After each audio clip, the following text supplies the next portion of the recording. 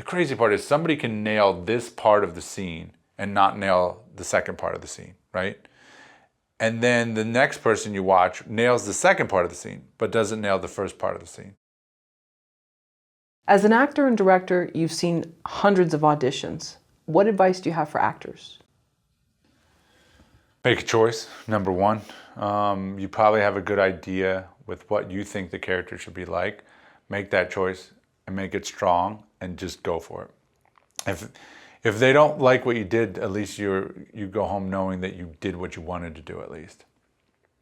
Now, obviously you want to try to give the director what they want, but if it doesn't suit to your strengths, like you definitely got it. Hopefully you know your strengths as an actor.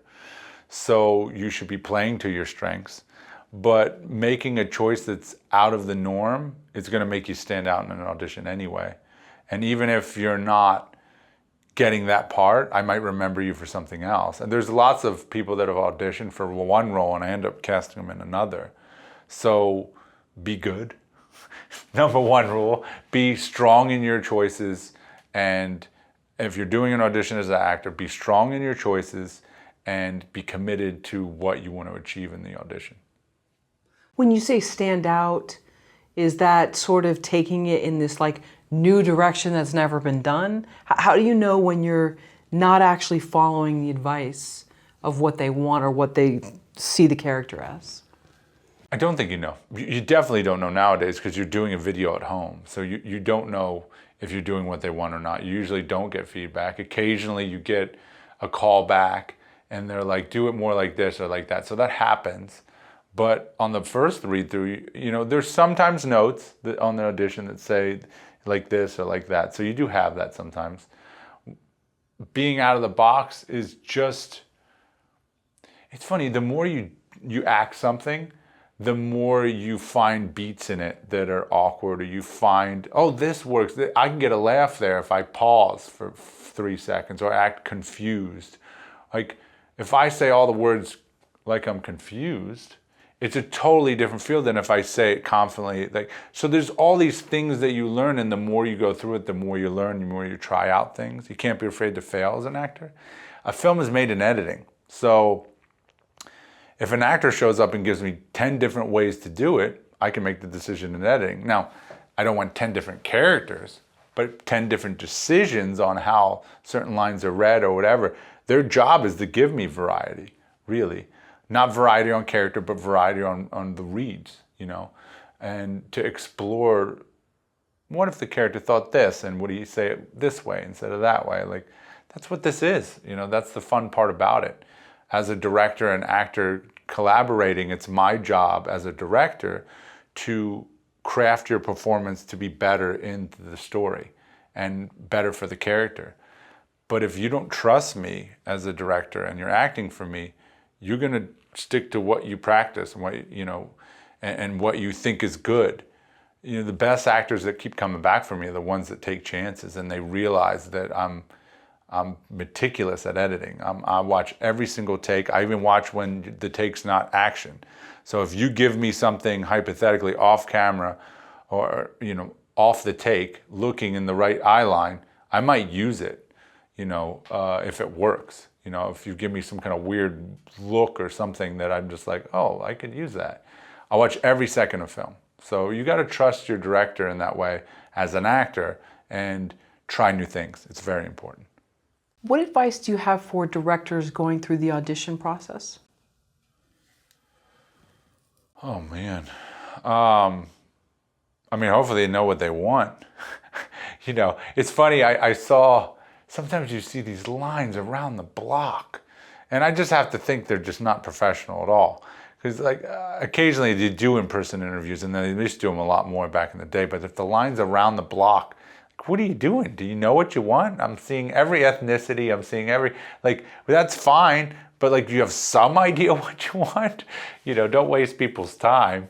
So I think knowing what you want as a director is key. I think being open-minded to see somebody do something, and if it's not what you thought, still consider it, I think would be a good thing. Because even if, the crazy part is somebody can nail this part of the scene and not nail the second part of the scene, right? And then the next person you watch nails the second part of the scene, but doesn't nail the first part of the scene.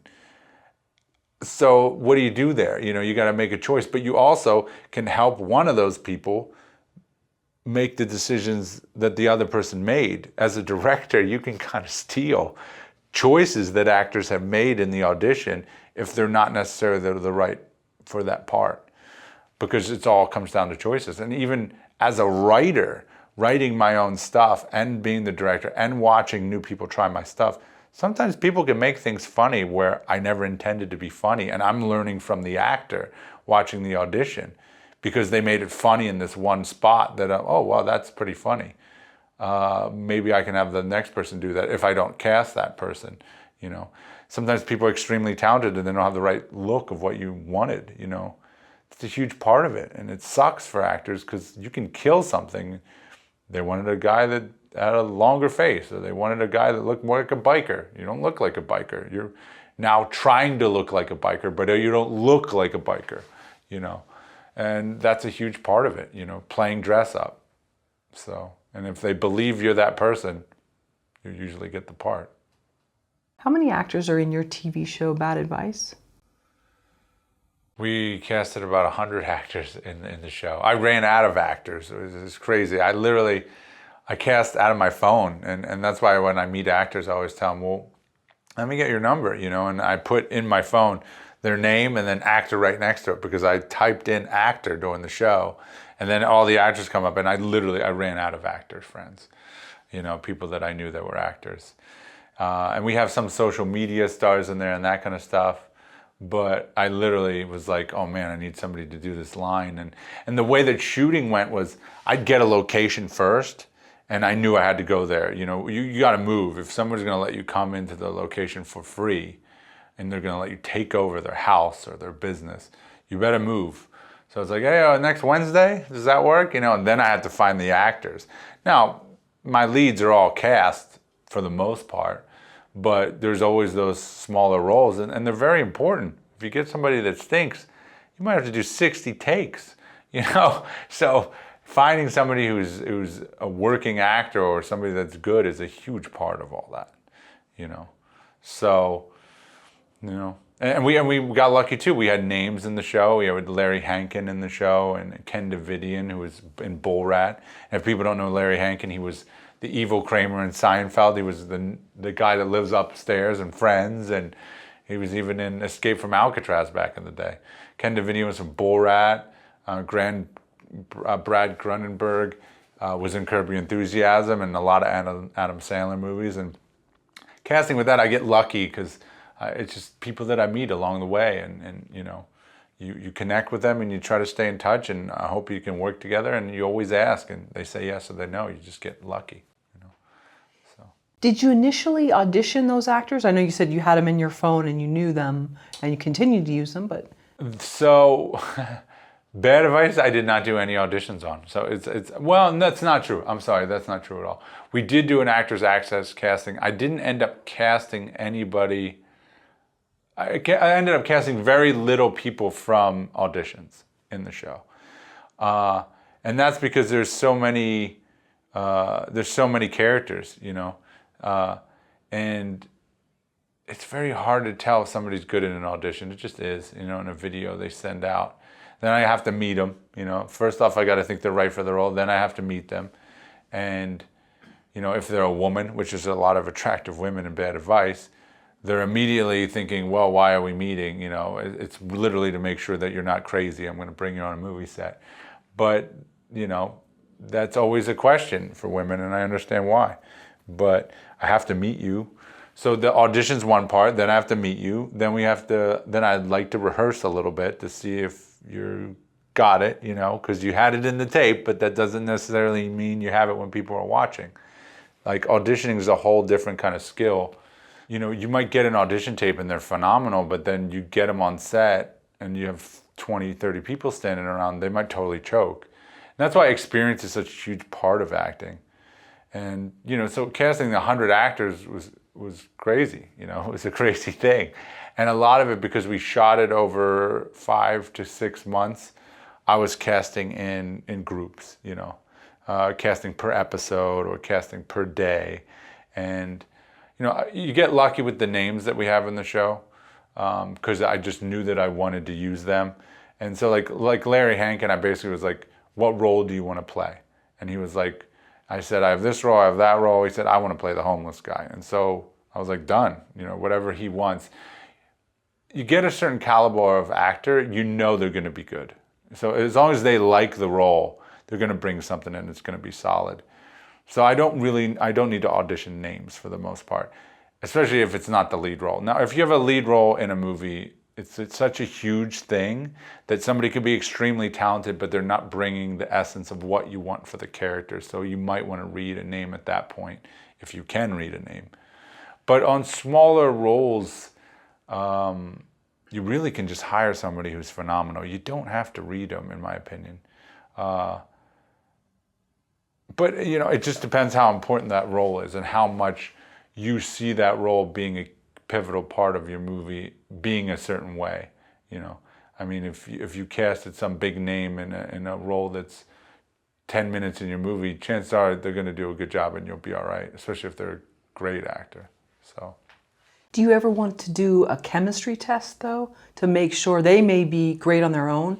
Will they work well in the scene with these other actors? I think it comes down to money, for starters. I think that you would love to read everybody, but it takes time and it takes effort and it takes money. If you're getting a name to be in your thing and you're independent, you're lucky to get somebody in your thing. You're pressing your luck asking them to audition. So I don't press my luck with that stuff. If someone's nice enough to come out for me and they have a well-established career, I better know that they're going to work, or what am I asking them for, in a way. And if I ask them to read, hey, you can get it sometimes, And there's a part of me that wants to, I'm not going to lie. Like, you definitely want to see a chemistry read. You want to see these certain things. If they're your lead in the movie, you should, or at least if you're clever enough, don't call it an audition. Call it a read-through. Call it something else. Get them, see them do the part. You might have problems if they're not the right person, but you were going to have problems anyway. So you might as well take that step, but do it in a way that doesn't seem like you're testing them. If they're not the right person for the role, you're probably going to offend them. But at the same time, if they're not the right person, or what they're bringing to it's not the right thing.